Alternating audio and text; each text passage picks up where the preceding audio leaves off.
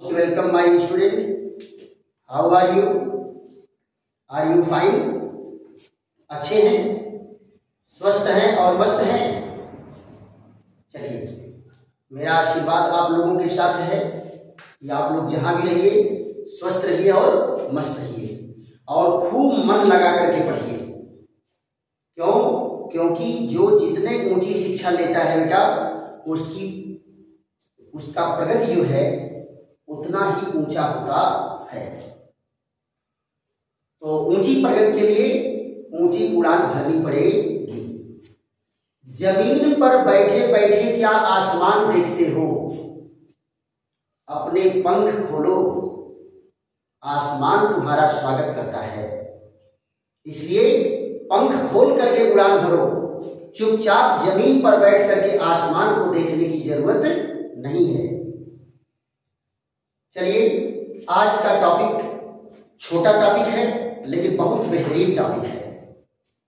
आपको white board पर दिख रहा होगा गलन की गुप्त उष्मा। बेटा, नाम से ही पता चल रहा है कि गुप्त है। गुप्त है मीन्स छुपी हुई है, छुपी हुई है, यानी वो उष्मा जिसको आप मेजर नहीं कर सकते। जब किसी ठोस पदार्थ को आप गर्म करते हो तो क्या होता है? उसके अणुओं की गतिज ऊर्जा बढ़ती है। अणुओं की क्या होगी? गतिज ऊर्जा बढ़ेगी। और जितने गतिज ऊर्जा बढ़ेगी, अणुओं के बीच लगने वाला आकर्षण बल, अणुओं के बीच लगने वाला आकर्षण बल उतने कम होगा। इनकी गतिज ऊर्जा बढ़ेगी, ये इधर डिस्को डांस करेंगे, इधर डिस्को डांस करेंगे, इधर करेंगे, इधर करेंगे, तई आपस में खींचातानी करते हुए क्या करेंगे? जब टेम्परेचर बढ़ाओगे तो काइनेटिक एनर्जी बढ़ेगी, गतिज ऊर्जा बढ़ेगी। और जब ये धक्का मार मार करके खींच खींच के भागना चाहेंगे तो कब तक रुकेंगे? एक समय आएगा इस आकर्षण बल से ज्यादा खिंचाव बढ़ जाएगा और ये अणु क्या होंगे? अलग अलग हो जाते हैं और अपने आयतन में स्वतंत्र भ्रमण करने लगते हैं। और जब ये स्वतंत्र भ्रमण करने लगे तो इसका मतलब ठोस से द्रव में परिवर्तित हो गया। और इसी को कहते हैं गलन। इसको क्या कहते हैं? गलन या मेल्टिंग। क्लियर? पिछले वीडियो में हम लोग मेल्टिंग पर चर्चा किए थे। और यह जिस ताप पर संपन्न होता है उस ताप को क्या कहते हैं? गलनांक। क्या कहते हैं? गलनांक। लेकिन बेटा, एक इंसिडेंट देखने को मिलता है कि अगर कोई ठोस पदार्थ अपने गलनांक पर पहुंच गया, उसके बाद उसे कितना ही उष्मा देते जाएंगे लेकिन उसका तापमान बढ़ेगा नहीं। तो ये बताओ, जो उष्मा दे रहे हो वो उष्मा जा कहां रही है? वो उष्मा कहां जा रही है? इन अणुओं के बीच आकर्षण बल को तोड़ने में खर्च होती है, न कि गतिज ऊर्जा बढ़ाने में। ध्यान देने वाली बात है। जब किसी अणु की गतिज ऊर्जा बढ़ती है तो उसका टेम्परेचर बढ़ता है, लेकिन जब इनके अणुओं के बीच का आकर्षण बल टूटता है तो अवस्था परिवर्तन होता है और आकर्षण बल को तोड़ने में जो खर्च होती है उष्मा, वो तापमान नहीं बढ़ाती। क्लियर? तो वो छुपी हुई उष्मा, जो उष्मा आपको खर्च हो रहा है और तापमान नहीं बढ़ रहा है, वो उष्मा कहाँ जाती है? आकर्षण बल को तोड़ने में खर्च होती है, यानी अवस्था परिवर्तन में खर्च होती है।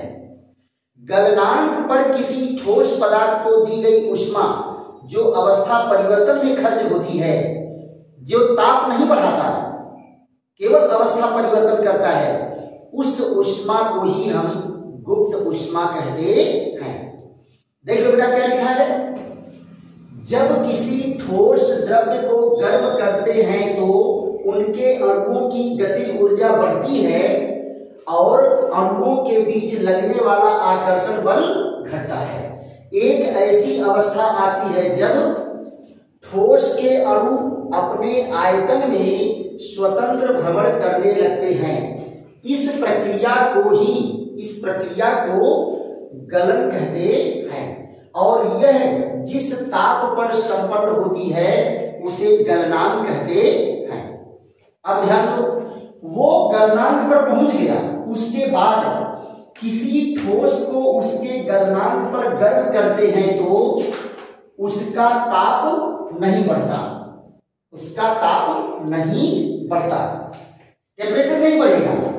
चाहे आप कितना हम गर्म करिए, चाहे कितना ही अधिक उष्मा दी जाए, कितना ही अधिक उष्मा दी जाएगी, लेकिन तापमान बढ़ने वाला नहीं है। अतः दी गई उष्मा अवस्था परिवर्तन में खर्च होती है, ठोस से द्रव में परिवर्तित करने में खर्च होती है। इस उष्मा को ही गलन की गुप्त उष्मा कहते हैं। पक्की बात। अब जरा परिभाषा देख लो, इन्वर्टेड कामा में परिभाषा इसकी क्या हो जाती है, इन्वर्टेड कामा में देखो बेटा क्या कहेंगे, किसी ठोस के 1 ग्राम मात्रा को, किसी ठोस के 1 ग्राम मात्रा को उसके गलनांक पर गर्म करके पूर्णतः द्रव में परिवर्तित करने में जो उष्मा खर्च होती है उसे उस ठोस के गलन की गुप्त उष्मा कहते हैं। जैसे बर्फ के गलन की गुप्त उष्मा कितनी है, 80 कैलोरी प्रति ग्राम, यानी 1 ग्राम बर्फ को ठोस से द्रव में बदलने में, कब, उसके गलनांक पर। अगर गलनांक से नीचे रहेगा तब तो टेम्परेचर बढ़ाएगा, गलनांक पर होना चाहिए, फिक्स होना चाहिए। दूसरी चीज क्या है कि यह ठोस शुद्ध होना चाहिए, अगर शुद्ध नहीं रहेगा तो उसका गलनांक ही जो है निश्चित नहीं होगा। क्लियर। तो ये क्या है, गलन के गुप्त उष्मा की कहानी है। आप बस ये जो ब्लू कलर में आपको डिफिनीशन दिख रहा है, ये डिफिनीशन ही याद रहेगी, इसको लिख देंगे। अब बाकी ये तो सब आपको परिचय कराया गया है कि गलनांक पर आप कितनों गर्म करोगे टेम्परेचर नहीं बढ़ेगा, तो आखिर जो उष्मा दे रहे हो कहाँ जा रही है, अवस्था परिवर्तन में जा रही है, इसी को हम क्या कहेंगे, गुप्त उष्मा कहेंगे। क्लियर। दूसरा टॉपिक बेटा ऐसे ही है, वाष्पन की गुप्त उष्मा, वाष्पन की गुप्त उष्मा। देखो बेटा, गलन की गुप्त उष्मा हम कहां मेजर किए, कैसे डिफाइन किए, उसके गलनांक पर। और वैसे ही वाष्पन की गुप्त उष्मा किस पर होगी, किसी द्रव के क्वथनांक पर, किसी द्रव के क्वथनांक पर। तो दूसरे पॉइंट में हम आ जाते हैं, वो भी ऐसे ही महत्वपूर्ण टॉपिक है। तो अगला टॉपिक हम लोगों का क्या है, वाष्पन की गुप्त उष्मा, वाष्पन की गुप्त उष्मा देख लेते हैं बेटा। सेम ऐसे ही वाष्पन की गुप्त उष्मा होती है, लेकिन उसका अध्ययन हम लोग क्या करते हैं, क्वथनांक पर करते हैं। ध्यान दो बेटा, इसको क्या कहेंगे, दूसरे पॉइंट को वाष्पन की गुप्त उष्मा, वाष्पन की गुप्त उष्मा। अंग्रेजी इसकी क्या होती है बेटा, latent heat of vaporisation, latent heat of vaporisation, latent heat of vaporisation, वाष्पन की गुप्त उष्मा। जरा देख लीजिए, वाष्पन की गुप्त उष्मा की परिभाषा कब देंगे, उसके क्वथनांक पर देंगे। लेकिन द्रव कैसा होना चाहिए, शुद्ध होना चाहिए, तभी उसका क्वथनांक निश्चित होगा। तो क्या कहेंगे, जब किसी द्रव को, जब किसी द्रव को उसके क्वथनांक, क्वथनांक पर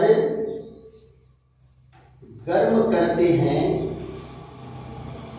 क्वथनांक पर गर्म करते हैं या ऊष्मा देते हैं, ऊष्मा देते हैं, ऊष्मा देते हैं, तो उस द्रव का ताप नहीं बढ़ता, उस द्रव का ताप नहीं बढ़ता, केवल अवस्था परिवर्तन होता है, केवल अवस्था परिवर्तन होता है, अवस्था परिवर्तन होता है। अतः दी गई ऊष्मा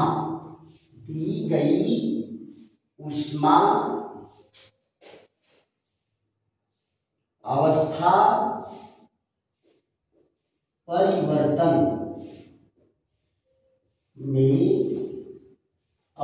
परिवर्तन में खर्च होती है,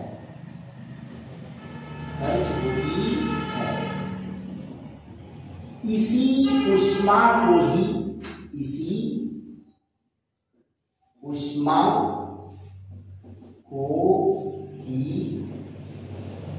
वाष्पन की गुप्त ऊष्मा, वाष्पन की गुप्त ऊष्मा कहते हैं, वाष्पन की गुप्त ऊष्मा कहते हैं। देखो बेटा क्या कहा गया कि जब किसी द्रव को आप गर्म करेंगे तो शुरू में क्या होगा, उसके अणुओं की गतिज ऊर्जा बढ़ेगी, गतिज ऊर्जा बढ़ेगी। आप ऊष्मा देते जा रहे हैं, गतिज ऊर्जा बढ़ती जा रही है, गतिज ऊर्जा बढ़ती जा रही है, गतिज ऊर्जा बढ़ती जा रही है, और जब तक गतिज ऊर्जा बढ़ेगी तब तक उसका तापमान बढ़ेगा। एक ऐसी अवस्था आती है जब उसका तापमान स्थिर हो जाता है। इस अवस्था में आपको बताया गया था पिछले वीडियो में कि वाष्प दाब वायुमंडलीय दाब के बराबर हो जाता है। जब वह द्रव अपने क्वथनांक पर पहुंच गया, उसके बाद कितना हम हीट देंगे, कितना हम फ्लेम बढ़ाएंगे, लेकिन उसका तापमान फिक्स हो जाएगा, फिर थर्मामीटर पर तापमान बढ़ने वाला नहीं है। आप जरा बताओ, उसके क्वथनांक पर जो ऊष्मा देते जा रहे हो, देते जा रहे हो, देते जा रहे हो, तापमान बढ़ नहीं रहा तो ऊष्मा जा कहां रही है? वो ऊष्मा अवस्था परिवर्तन में खर्च हो रही है, द्रव को वाष्प में बदलने में खर्च हो रही है। तो द्रव को वाष्प में बदलने में जो ऊष्मा खर्च होती है, यही ऊष्मा वाष्पन की गुप्त ऊष्मा होती है। क्या होती है? वाष्पन की गुप्त ऊष्मा होती है। तो क्या कहा गया? जब किसी द्रव को उसके क्वथनांक पर गर्म करते हैं या ऊष्मा देते हैं तो उसका ताप नहीं बढ़ता, तो उसका ताप नहीं बढ़ता, ये कहीं रहेगा, उसका ताप नहीं बढ़ता, केवल अवस्था परिवर्तन होता है, यानी द्रव से वाष्प में बदलेगा। अतः दी गई ऊष्मा अवस्था परिवर्तन में खर्च होती है। इस ऊष्मा को ही वाष्पन की गुप्त ऊष्मा कहते हैं। पक्का बात समझ में आ गया? अब जरा इसकी परिभाषा दे देते हैं। इसकी परिभाषा क्या होगी, जरा ध्यान दो बेटा। परिभाषा इसकी इन्वर्टेड कामा में देते हैं।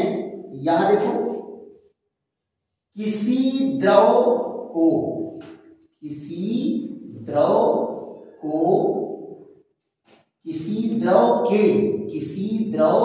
के 1 ग्राम मात्रा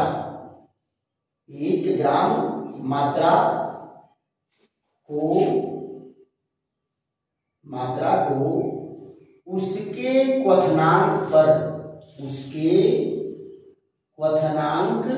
पर